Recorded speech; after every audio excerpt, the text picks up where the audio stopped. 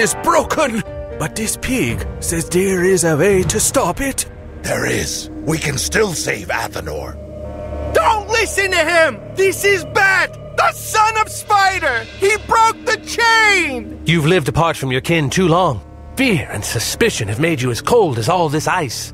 Trust can save you, if you let it. Reverse the flow of water through the pipes and close the steam vents. The pressure will increase. Then drill holes in the steam pipes around the perimeter facing outward. The steam jets will hold Athanor in place. I see your idea. Yes, that could work. But without the steam vents, what will save us from the ice elementals? You'll have to drill holes directly to the core and run metal rods through them to make heating coils. It will take time, but the fire dwarves can help defend you until it's done. You can save Athanor if you work together. He's right. It'll work. My people will help, and will stand by ye to keep the ice elementals at bay.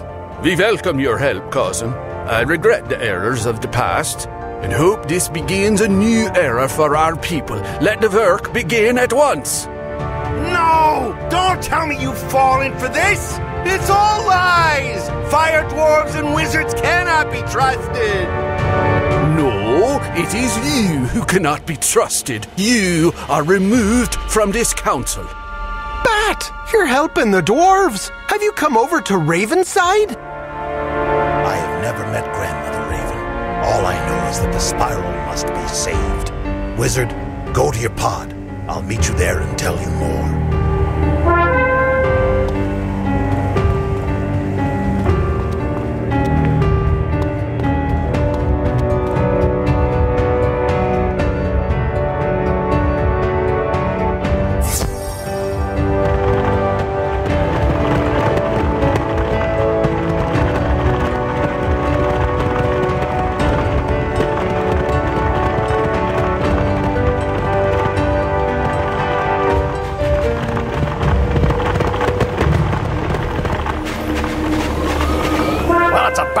You came back.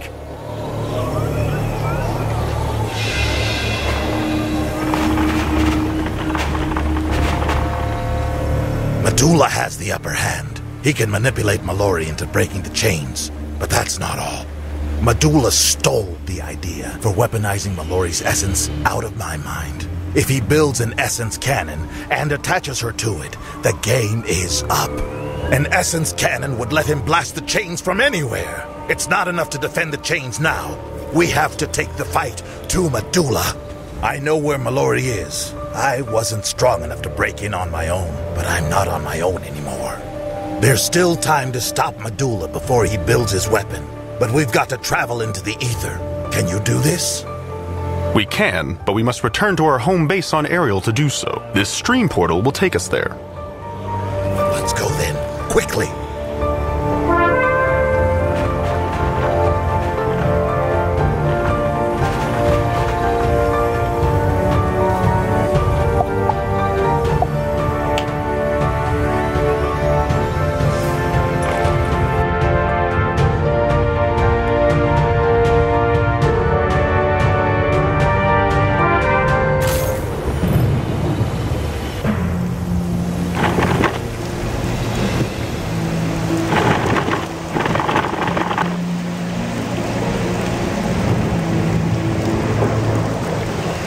It's time to tell you the rest of my plan.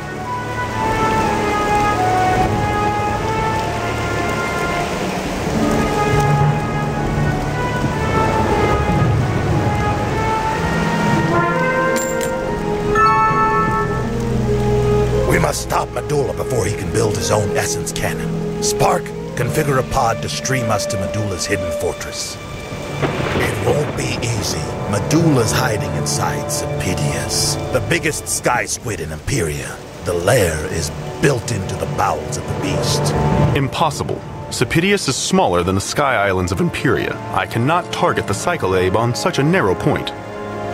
Additionally, Sapedius is in constant motion. Our pod will miss its target, and we will be obliterated in the ether storms. Then we can make us the target. We can stream the pod into a pocket of moderate safety within Sapedius' general area. From that position, we simply need to attract the giant soaring cephalopod. Sapitius has to eat something. We can be that something. Perhaps that alluring angler, Volantis, knows what kind of food sky squids find most appetizing. Can't say I love the idea, but I've got nothing better. Wizard, go ask this Volantis for advice on burning sky squids.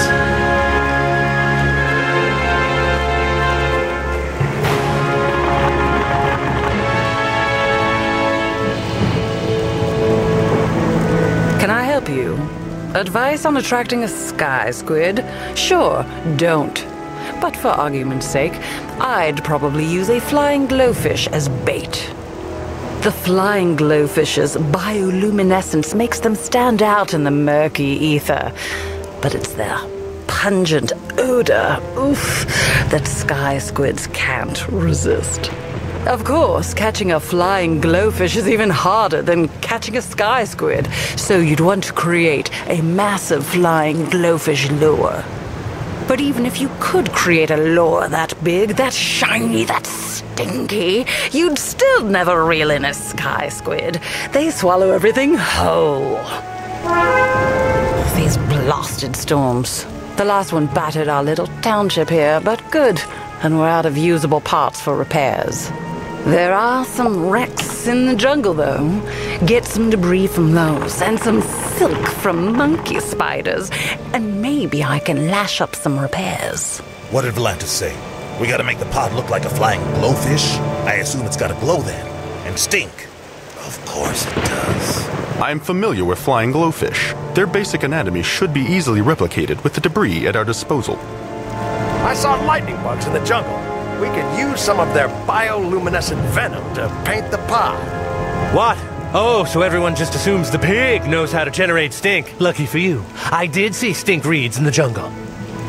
Okay, Wizard, you get lightning bug venom and stinkreed nectar. Spark, you collect scrap for the fish facade. The three of us will ready a pod.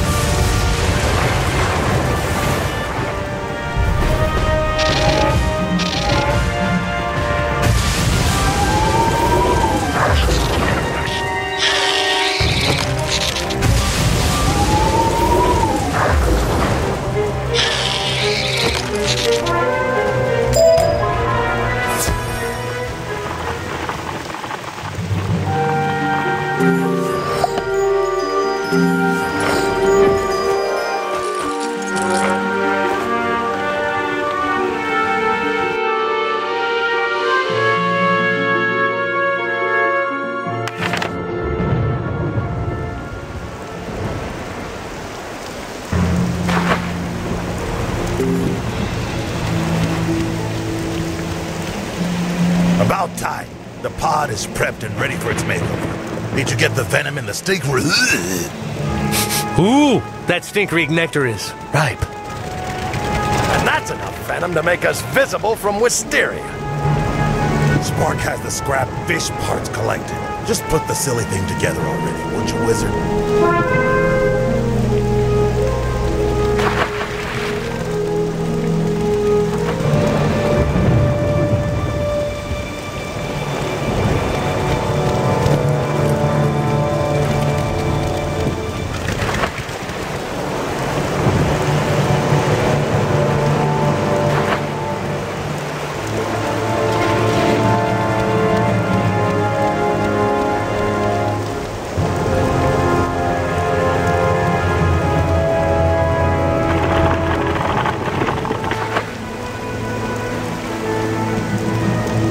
I used to have a gadget for luring sky squids, but I left it in my other buildings. So just go with the pig's plan and solve the land.